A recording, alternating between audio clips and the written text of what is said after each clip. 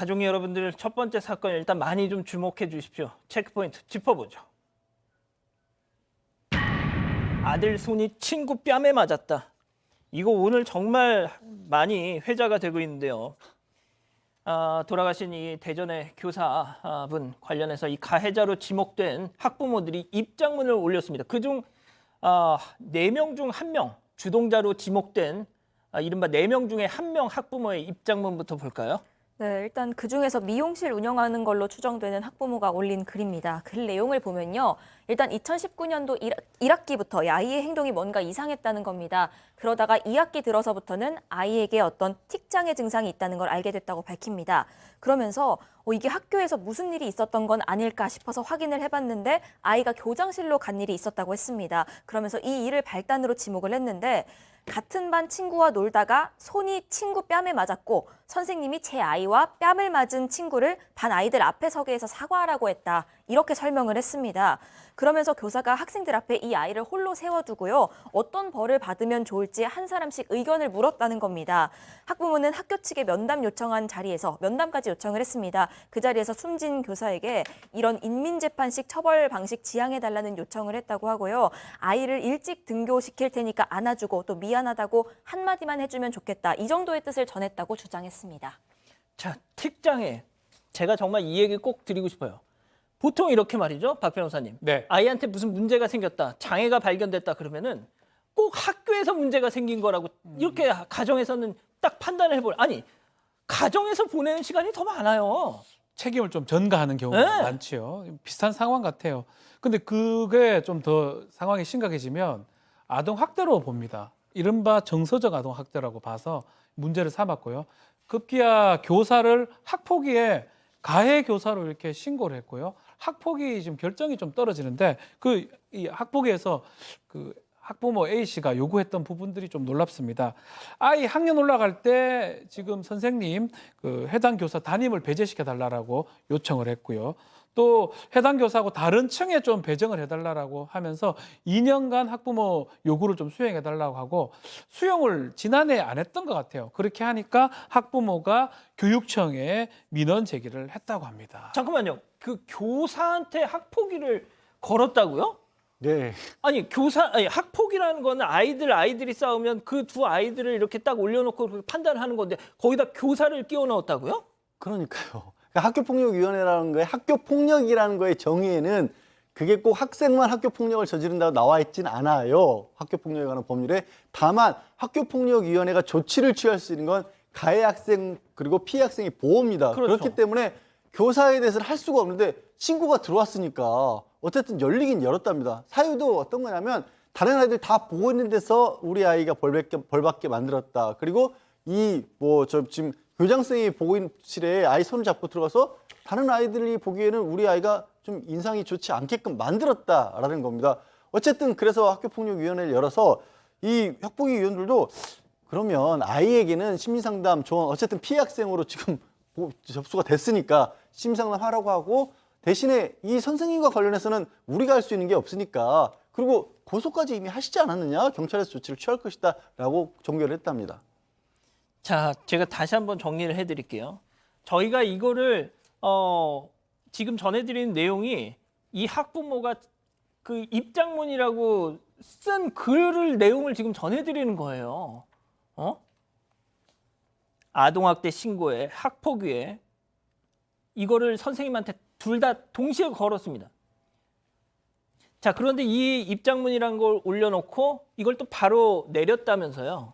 네, 일단 본인은 자기가 내린 게 아니라고 주장은 했습니다. 일단 입장문 올라왔을 때 비판 댓글이 줄줄이 달렸고요. 1시간 만에 삭제가 됩니다. 그런데 곧 이어서 다시 추가 글을 올렸습니다. 그러면서 내가 지운 건 아니고 왜 삭제됐는지 모르겠다라고 추가 글을 올렸고요.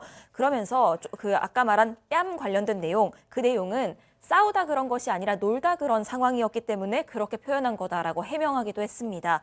그러면서 변호사 없이 혼자서 쓴 글이다. 댓글 고소하려는 의도로 쓴 것도 아니고 악플까지는 이해한다. 하지만 제가 하지 않은 행동이 많아서 그런 것들을 설명하고 표현하고 싶었다. 이렇게 적었습니다.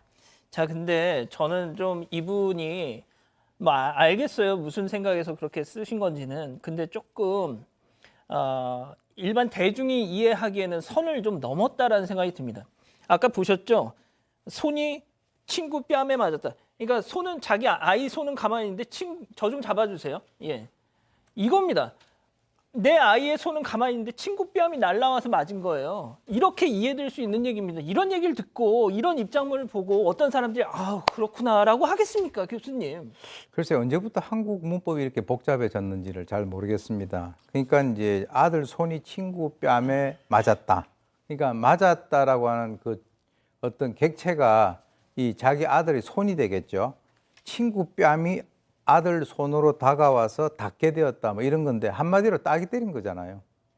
그러면 그것을 보는 교사 입장에서는 그것에 대해서 제지를 하고 그렇게 못하도록 하는 것이 어떻게 보면은 교사의 그 당연한 어떤 그 의무 또는 기능이라고 저는 보는데 인간이라고 하는 존재는 늘 어떤 그 자신을 중심으로 세상을 해석을 하고 그리고 즉 쉽게 얘기해서 객관화시키는 것이 상당히 쉽지 않다라고 하는 것을 보여주는 것인데 입장문을 발표를 했다는 것은 자기 나름대로의 자기 행동을 뭔가 합리화하기 위해서 그렇게 한 것으로 보이는데 이 표현 자체를 보면 이 너무 한국어가 지금 고생을 하고 있다라고 하는 그런 생각이 듭니다.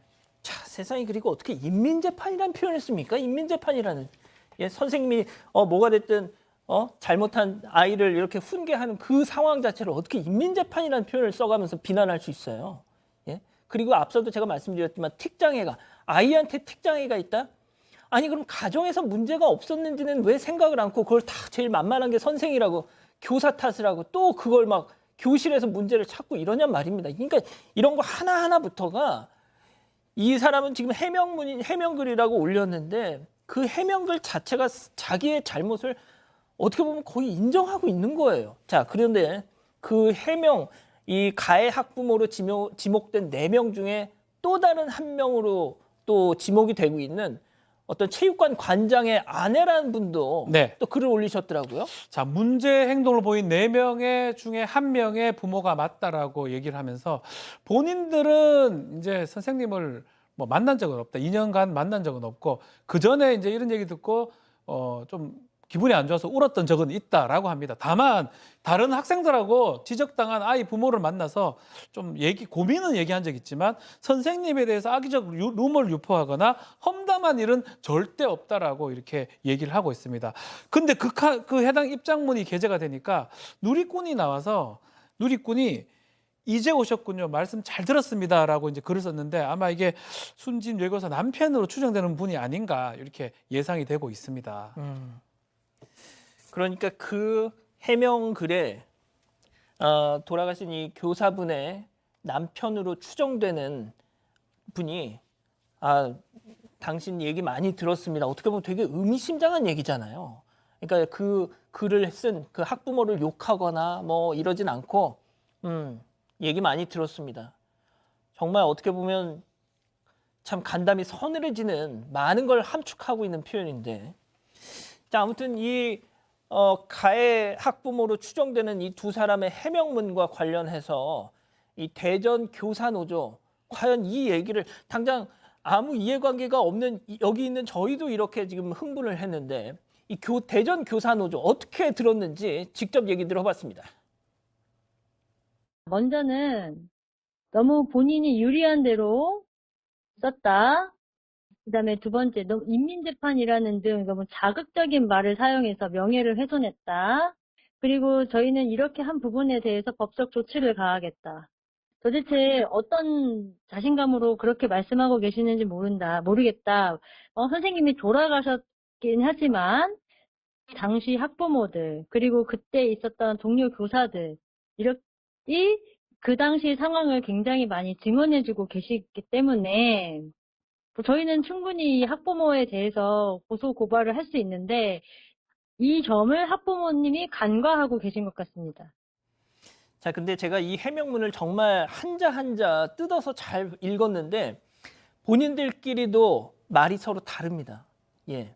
지금 말씀드렸다시피 뭐 미용실, 체육관 이 학부모 2분이 해명 입장문을 올린 거잖아요. 그런데 본인들끼리 선을 긋습니다. 저 학부모 모르는 사람이에요.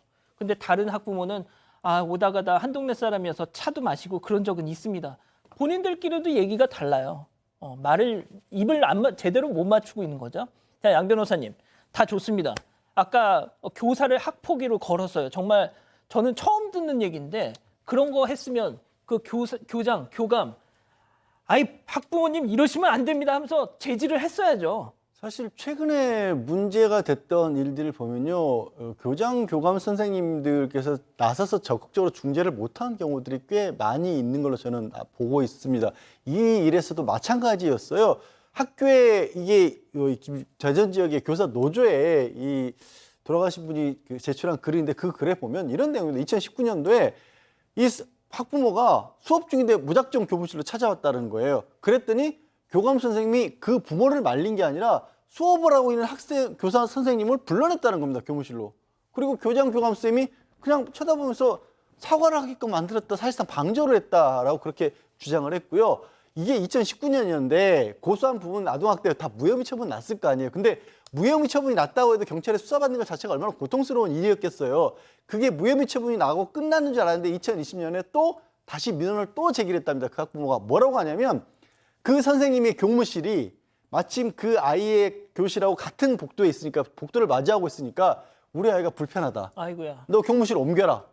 그랬더니 또 이번에 또 교장, 교감 선생님 학교 관리자 측에서 이거를 막는 게 아니라 옮기는 게 어때? 라고 그렇게 물어봤다는 겁니다.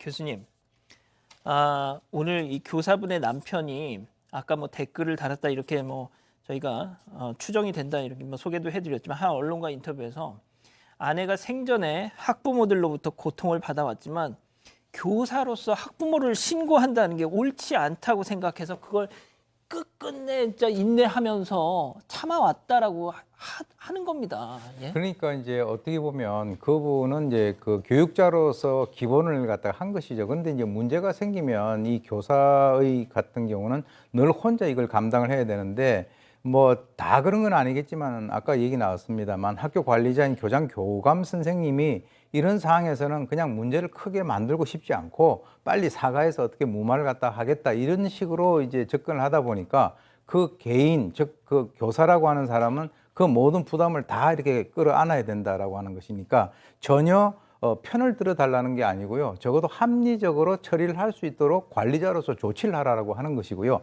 또 한 말씀 드리고 싶은 것은 이 작은 문제를 갖다 침소봉대해 가지고 뭐 같은 층에 배정을 하라 마라 하고 이런 식으로 학교에다가 그 문제를 제기하는 이 학부모들, 일부 학부모들 같은 경우는 제가 말씀드리고 싶은 거는요. 자식들을 이런 식으로 키우면 최종적인 피해는 바로 부모가 나중에 지게 돼 있습니다. 이 정말 이런 문제는 이제 앞으로 좀 더 적극적으로 대처를 해서 이런 희생이 더 이상 재발되지 않도록 좀 조치를 해야 될 그런 시점이라고 봅니다. 예, 시간이 좀 많이 지났는데요. 저희가 사진, 뭐 제보받은 사진이 있어서 잠깐 그거 좀 소개해 드리고 가겠습니다. 띄워주시죠. 자, 지금 보시는 저 사진, 돌아가신 교사분의 아버님으로 추정되는 분이 저렇게 포스트잇을 남겼습니다. 동료 교사분의 포스트잇도 있고요. 뭐 다 정말 그 아버님의 그 글귀가 참 가슴 아프던데. 자, 지금 보시는 저 그 김밥집 학부모 오늘 그 문을 닫았습니다. 예, 본점에서 영업을 더 이상 하지 말라고 그렇게 했고 본인도 동의를 했는지 저렇게 가게 간판을 내렸다는 소식도 들어왔더라고요. 자, 첫 번째 사건 정리하고요. 사건의 진실을 추적하고 싶다는 사반 가족분의 사연인데요. 궁금하시다면 사건반장 유튜브 채널을 구독해주세요.